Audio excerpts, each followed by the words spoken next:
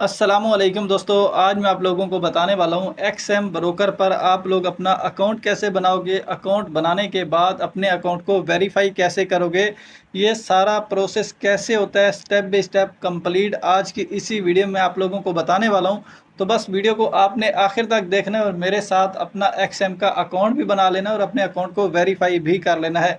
तो सबसे पहले आपने ने क्या करना है, पहला स्टेप आप लोगों का क्या होगा, तो आपने क्या करना है, इस वीडियो के ये जो टाइटल है जहाँ पर मैं निशान लगा रहा हूँ, आप इसी टाइटल के ऊपर एक बार क्लिक करो। जैसे ही क्लिक करोगे डिस्क्रिप्शन खुल जाएगा और यहाँ पर आपको एक्सएम का लिंक देखने को मिल जाएगा। अगर आपको लिंक नज़र नहीं आता तो आप सी मोर पर क्लिक करो, पूरा डिस्क्रिप्शन खुल जाएगा और फिर आपको एक्सएम का लिंक देखने को मिल जाएगा।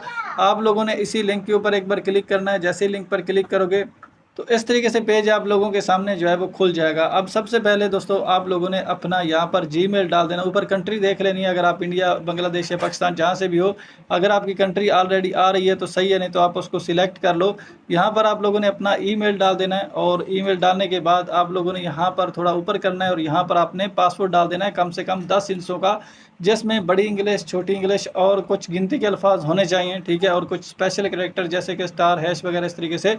उसके बाद यहाँ पर आपको एक गोल दायरा सा नज़र आ रहा है, आप सिंपल इसके ऊपर एक बार टिक कर लो और उसके बाद नीचे आपको रजिस्टर करने का ऑप्शन देखने को मिल जाता है। इसके ऊपर आपने एक बार क्लिक करना है। जैसे ही आप रजिस्टर वाले ऑप्शन पर क्लिक करते हो, लेकिन दोस्तों एक ज़रूरी बात यह है कि आपने जो ईमेल डालना है ना, उस ईमेल और पासवर्ड जो आप लोगों ने डालना है वो आप लोगों ने यहाँ पर किसी कॉपी वगैरह पर लिख लेना है, क्योंकि आपको पासवर्ड की आगे जाकर ज़रूरत पड़ेगी। जब हम अपने अकाउंट को इसकी एप्लीकेशन में लॉगिन करेंगे तो जो पासवर्ड आपने यहाँ पर डाला होगा और जो ईमेल आपने यहाँ पर डाला होगा, इसी को आपने वहाँ पर भी डालना है। वो कैसे डालना है वो मैं आगे चल कर बताता हूँ, लेकिन आपने ये सारा कुछ याद रखना है और उसके बाद आपने रजिस्टर वाले ऑप्शन पर एक बार क्लिक कर देना है। उसके बाद अगर आप लोगों के सामने इस तरीके से पेज आ जाता है तो आपने यहाँ पर एक बार टिक करना है और नीचे आपको कन्फर्म का ऑप्शन है, इसके ऊपर आपने एक बार क्लिक कर देना है। जैसे ही क्लिक करोगे तो आप लोगों के सामने इस तरीके से पेज खुल जाएगा, या हो सकता है कि डायरेक्ट जो पेज है वो आप लोगों के सामने ये खुल जाए, ठीक है।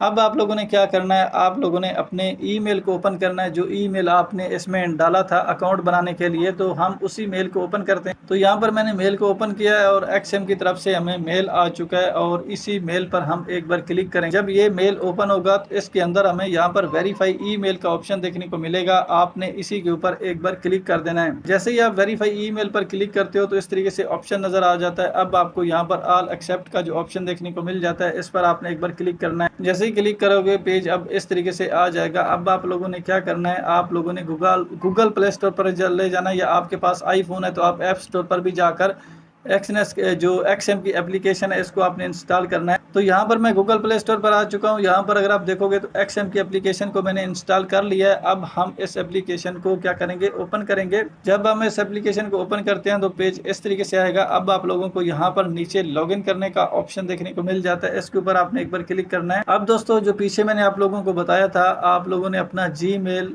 वही जीमेल जो अकाउंट बनाते वक्त आप लोगों ने रखा था, वही जीमेल आप लोगों ने यहाँ पर डालना है। और जो अकाउंट बनाते वक्त आप लोगों ने पीछे पासवर्ड रखा होगा, वही पासवर्ड आप लोगों ने यहाँ पर डालना है, जिसको मैंने बोला था किसी कॉपी वगैरह पर लिख लेना।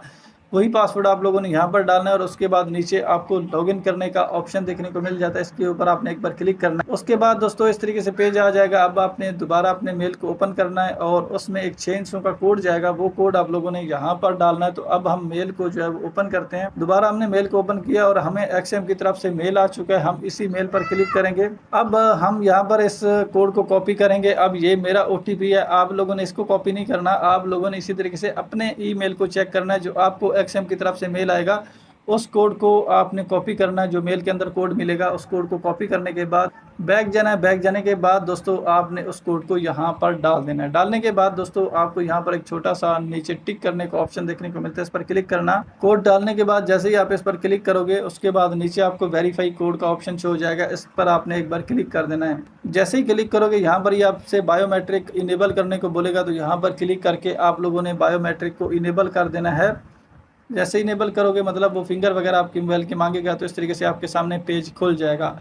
अब हमारा एक्सएम पर अकाउंट भी बन चुका है और हमने एक्सएम के अकाउंट को एप्लीकेशन में भी लॉगिन कर लिया है।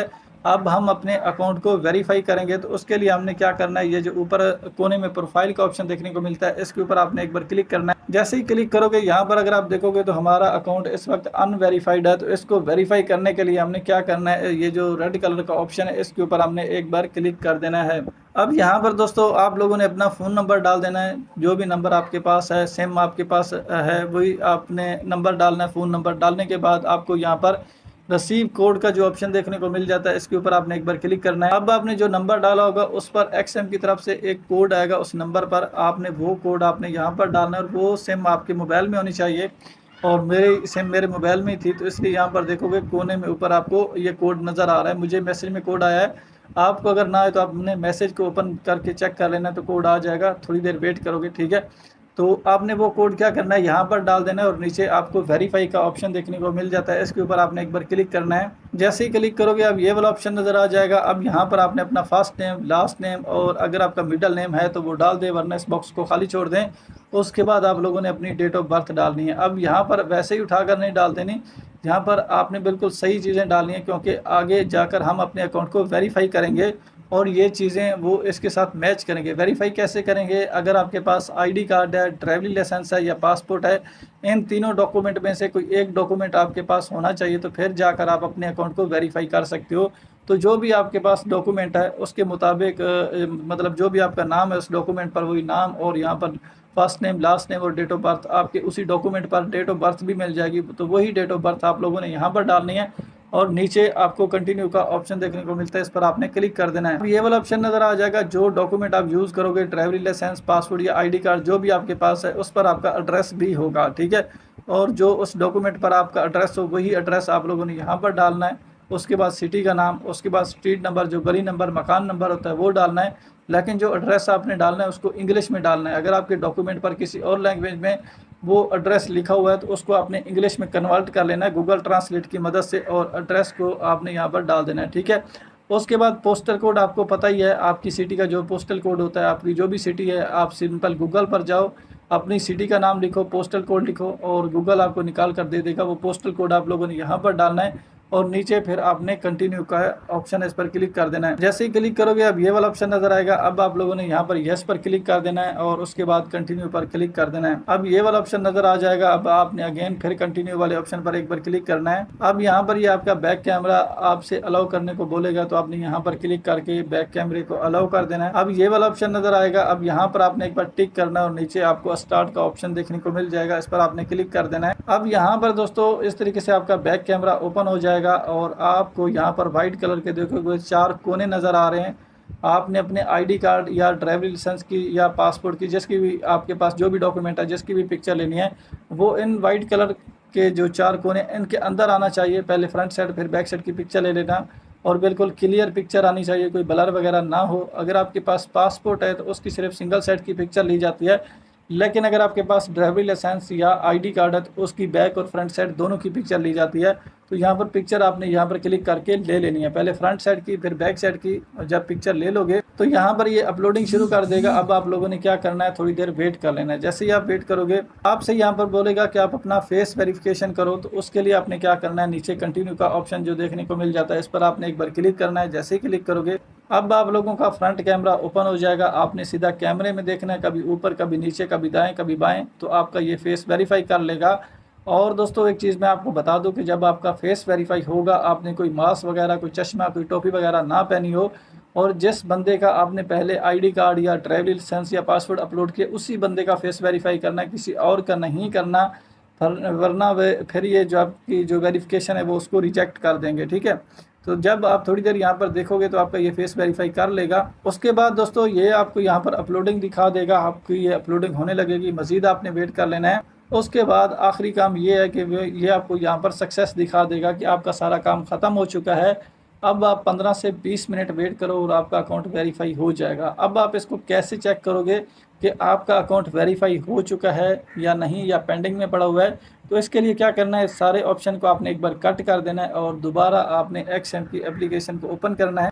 हम दोबारा एक्सएम की एप्लीकेशन को ओपन करते हैं। आपने भी इसी तरीके से एक्सएम की एप्लीकेशन को ओपन करना है, तो इसको ओपन होने देते हैं। जब आप एक्सएम की एप्लीकेशन को ओपन करोगे तो इस तरीके से आप इंटरफेस नज़र आएगा। अब आप लोगों ने कैसे चेक करना है, यहाँ पर ऊपर उसी तरीके से प्रोफाइल पर क्लिक करोगे। जैसे ही प्रोफाइल पर क्लिक करोगे तो यहाँ पर ये दिखा देगा, अगर यहाँ पर वेरीफाई हो चुका है तो वेरीफाइड लिखा हुआ नज़र आएगा, या आपको यहाँ पर पेंडिंग लिखा हुआ नज़र आएगा। अगर पेंडिंग लिखा हुआ नज़र आ रहा है तो आप थोड़ी देर वेट करो, 15 से 20 मिनट, उसके बाद आप चेक करोगे तो आपका अकाउंट फुल वेरीफाई हो जाएगा। ठीक है, तो इस तरीके से दोस्तों आप एक्सएम का अकाउंट बनाकर उसको वेरीफाई कर सकते हो।